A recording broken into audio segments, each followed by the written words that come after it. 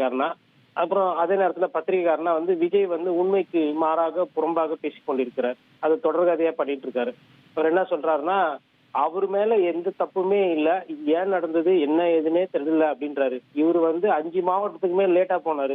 5 மாவட்டத்திலுமே தள்ளுமுள்ள ஆச்சு. 5 மாவட்டத்திலுமே ஆம்புலன்ஸ்ல போனாங்க. 5 மாவட்டத்திலுமே மூச்சு திணறல் வந்தது. அதை பத்தி எதனா பேசுவாரு. இனிமேல்ட்டு நாங்க வந்து பாதுகாப்பா நடத்துவோம். எங்களை நம்பி வந்தவங்கள நாங்க இனிமேல் அரசாங்கத்தை நம்ப மாட்டோம்.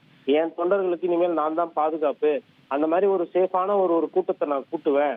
இதோட நான் வந்து இந்த அரசியல விடமாட்டேன். நான் வந்து இது வந்து மக்களுக்கு உண்டான அரசியலா இதை மாத்துவேன். ஒரு அறிவுரை மாதிரி இல்ல தன்னோட தொண்டர்களுக்கு எதனா சொல்லுவாருன்னு பார்த்தா, ஒரு அரசியல் தான் பேசிக்கிட்டு இருக்காரு. என்னன்னா வந்து சிஎம் சார் பழி வாங்காதீங்கன்றீங்க. நான் என்ன சொல்றேன்னா, பழி வாங்கணும்னா இதனால இவர் கைது செய்திருக்கணும். எதுக்கு இவரை வச்சிருக்காங்க வெளியில?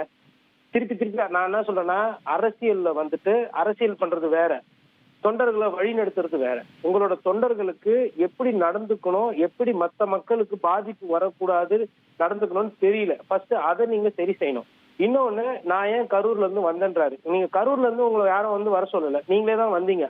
சரி, கரூர்ல இருந்து திருச்சியில் தங்கி இருக்கலாமே, இல்ல மக்களை போய் பார்த்திருக்கலாமே. ஏன் சந்திக்கல? பத்திரிகை இப்ப கூட என்ன இப்ப பிரச்சனை? இப்ப பத்திரிகையாளர்லாம் என்ன தீவிரவாதிகளா?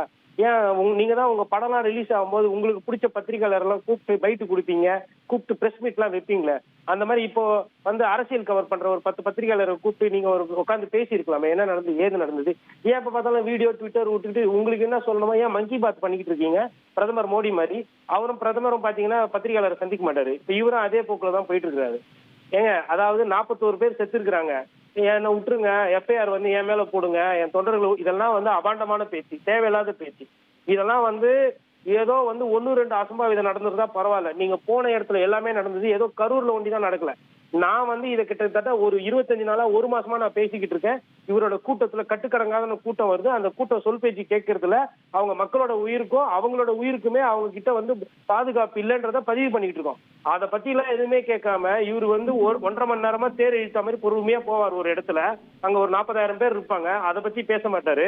காவல்துறை ஒரு அதிகாரி சொல்றாரு 50 மீட்டருக்கு முன்னாடியே நிறுத்திறீங்க, இதுக்கு மேல போனா பிரச்சனையாவன. அதை பத்தி பேச மாட்டாரு. வெறும் அரசியல் காழ்ப்புணர்ச்சிக்காக தான் இவர் பேசிக்கிட்டு இருக்காரு. இப்போ இது வந்து உண்மைக்கு புறம்பா பேசுறாரு.